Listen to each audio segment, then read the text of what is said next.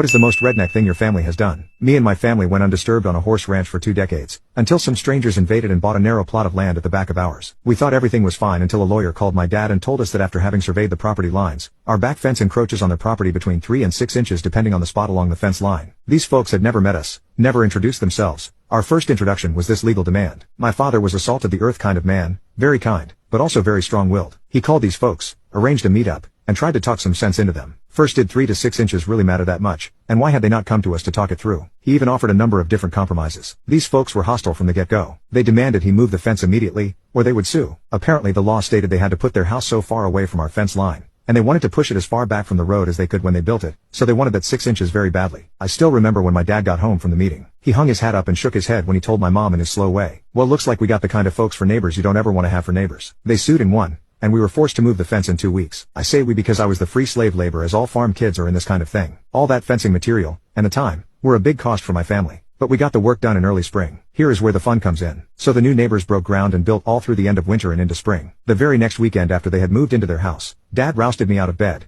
and we took the big truck into town to the lumber yard. I was extremely puzzled as we loaded up a bunch of fencing material and building supplies. We didn't have any big projects going that I knew about, and I kept asking him what it was for, but he just told me to wait and see with a devilish smile on his face.